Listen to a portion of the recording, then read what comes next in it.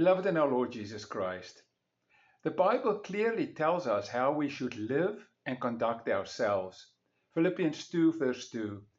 Complete my joy by agreeing wholeheartedly with each other, loving one another, and working together with one mind and one purpose. Come, let us pray. Lord, help us to grow more like Christ, to become more loving, more gentle, more caring, but also to stand absolutely firm for the truth.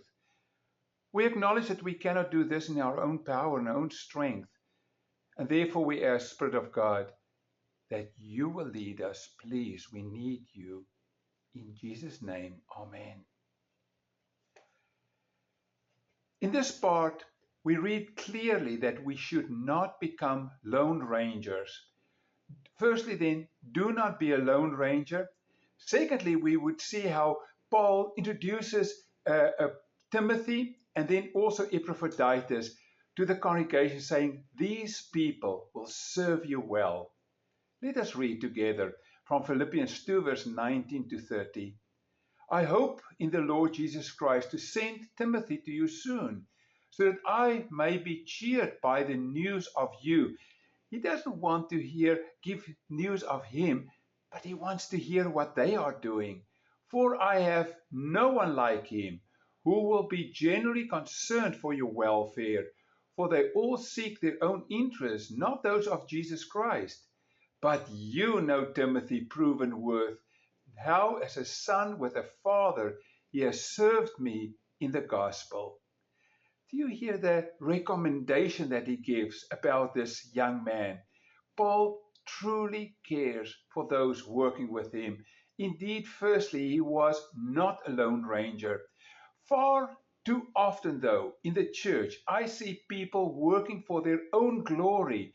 A single pastor, a single minister will be in the spotlight. Yes, even a cult would develop around that person. And woe if they fall from the high pedestal on which we put them. With this kind of worship and unaccountability, we find that so many of these people fall. Paul was very successful. He planted over 100 churches. He wrote a third of the New Testament. What is the key of his success? Well, it is firstly that he kept Christ in the center. We saw that in the last couple of messages where I said we have to grow into a relationship with Christ and he will rub off on us. We will become more like Jesus Christ. The Holy Spirit living in us will change us. And secondly, to train and to work with other people. At the beginning of his work, Paul went to meet Peter and remained with him for 15 days. He didn't want to do it all by himself. He also saw James, the Lord's brother, who was a teacher in Jerusalem. And then he went into the desert for 10 long years to be trained by the Lord, to walk with the Lord, to grow in the Lord. I remember when our professor in New Testament told us that Paul was away for 10 years. One of the students said, but that was such a waste of time. 10 years that he could do so much more, because you know what, his active ministry was about 10 years before he was beheaded by the Roman emperor. But in those 10 years, Christ grew him, made him strong, so that his work was extremely effective. So firstly, we grow in the Lord, but then we also work with others. We find Paul giving a list of those who work with him, not in one gospel only, one of the letters, but in many of the letters. Here is one of them. In Romans 16, he says, I commend to you our sister Phoebe, a servant of the Christ in Cenchrea. In other words, it's not only Phoebe, but he commends her. Welcome her in the Lord in a way worthy of the saints. Help her in whatever way she may need from you. So we see he's got a deep relationship with them. And it's going on the rest of the list. Greetings to Prisca and Aquila, my fellow workers in Christ Jesus. Greeting also to the house church in their house. Greetings to my beloved Epaenetus, who was the first convert of Christ Jesus. He could have said greetings to Epaenetus, but no, he says to my beloved. That beloved is again the word agapao, my dearly beloved Epaenetus. And then he was the first convert of Christ in Asia. Greetings to Mary, who worked hard for you. Greetings to Andronicus and Junia, my kinsmen, and my fellow prisoners. They are well known to the apostles, and they were in Christ even before me. So you see again how he commends these people. He talks about each one of them. He knows them well. He knows them by name. Greeting to Ampliatus, my beloved in the Lord. Greeting to Urbanus, our fellow worker in Christ, and my beloved Stachys. Stachys sounds like a Greek name, so he knew him well. Greeting to Apelles, who is approved in Christ. Greeting to those who belong to the family of Aristobulus. Greeting to my kinsman Herodion. Greeting to those in the Lord who belong to the family of Narcissus. Greetings to those in the Lord, Tryphena and Tryphosa. Now the words Tryphena and Tryphosa means delicate and graceful. They may have been two sisters. They may have been twins. They have been friends. We do not know. But their names is delicate and graceful. And yes, Paul remembers them and he remembers their names. Greeting to those in the Lord, Tryphena and Tryphosa. Greeting to the beloved Persis, who has worked hard for the Lord. Greetings to Rufus, chosen in the Lord, also his mother. Greetings to Asukirtion, Phlegon, Hermes, Patrobas, Hermas, and the brothers who are with him.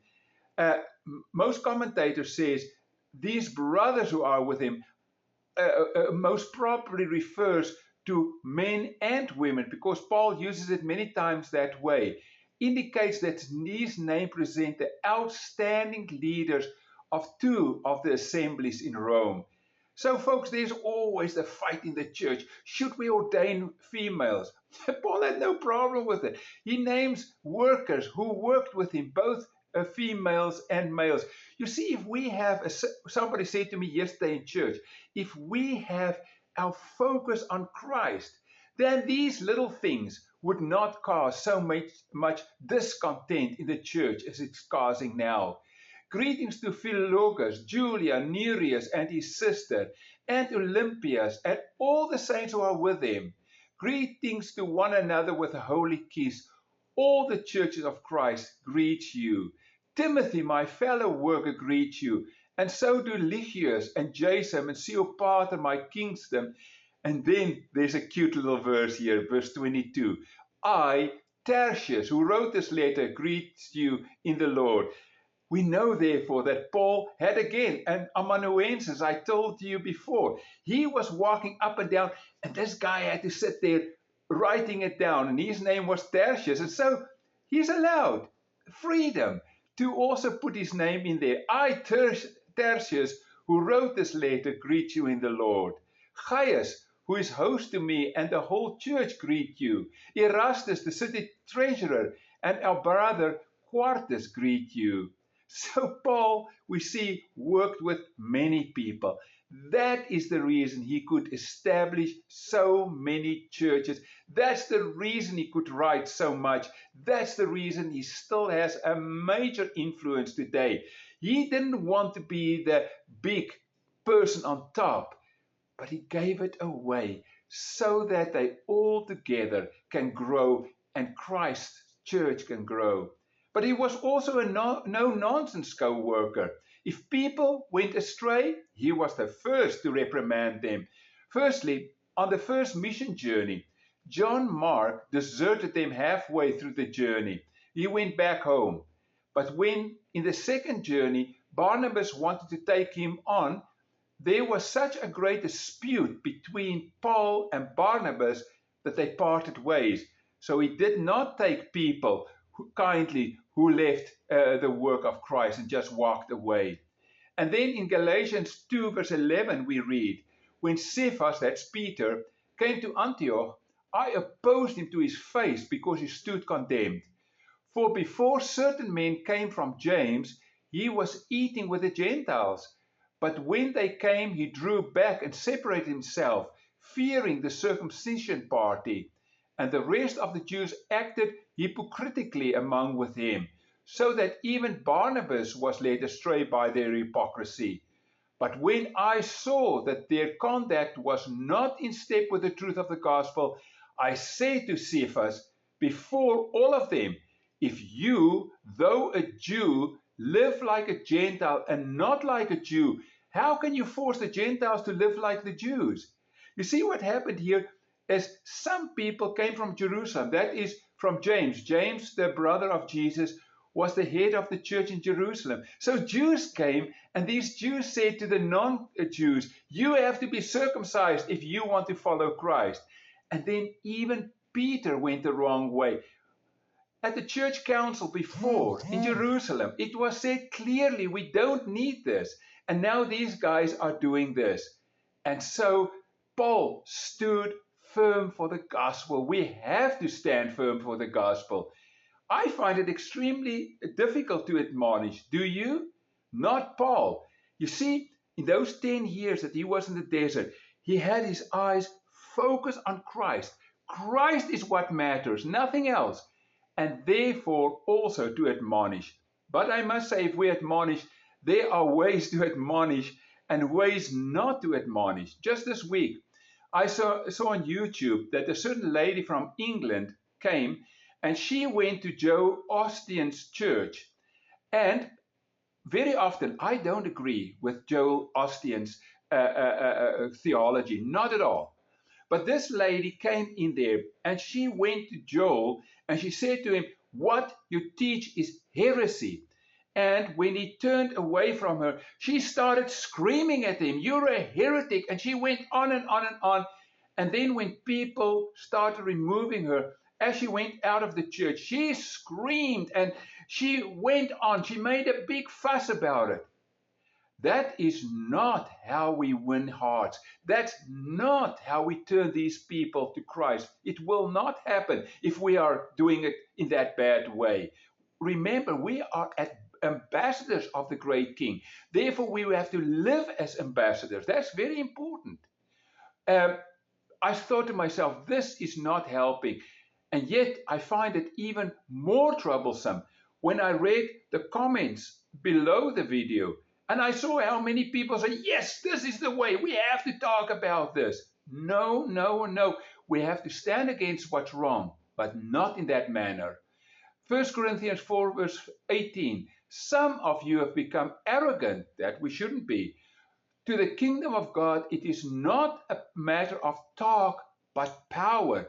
What do you prefer? Shall I come to you with a rod of discipline, or shall I come in love and with a gentle spirit? Paul is very clear.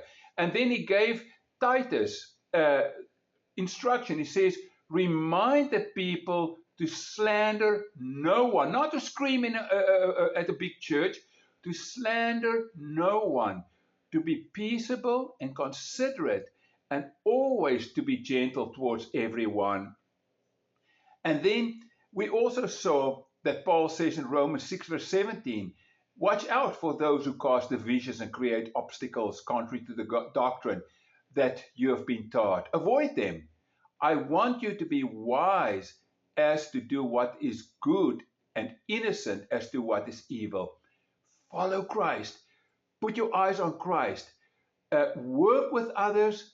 If you have to reprimand, says Paul, with gentleness, with humility, and keep your eyes focused on Christ so that you don't drift away to all of these bad things happening in the culture. Paul, the joyful service of Christ, the optimistic prisoner, the humble cross bearer, is also a great administrator. That's in the fourth place what he is. A great administrator from his prison. He cannot even move. He's right in prison in Rome. but there he manages a masterly fashion the spiritual terrain entrusted to his care. We marvel at his practical wisdom. He was not a bookish man, he was very down to earth. Gracious consideration of the needs and the feelings of others, and his delightful unselfishness. Yes, he's in jail. The verdict is coming. He didn't know at that stage what it's going to be. It may have been execution, but he's not concerned about that. He's concerned about the church, about the people he's writing to. The first reason that he mentioned about sending Timothy or Epaphroditus to Philippi is not that they can hear about his bad situation in the jail. No, no, no. He wants to hear about them. He wants to be encouraged about what is happening in the church. So he is sending, as I said, Timothy and Epaphroditus, but we will talk about that next week. Come, let us pray. Lord, help us not to be unwise like so many in the church, to be on a pedestal and then fall very, very hard because we don't have our eyes on you. We don't have accountability in the church. Lord, we need you. Show the way. I pray for your body right around the globe, also in parts where there's wars and rumors of wars. Lord, if it's your will, I ask that peace will come very quickly. In Jesus' name, amen.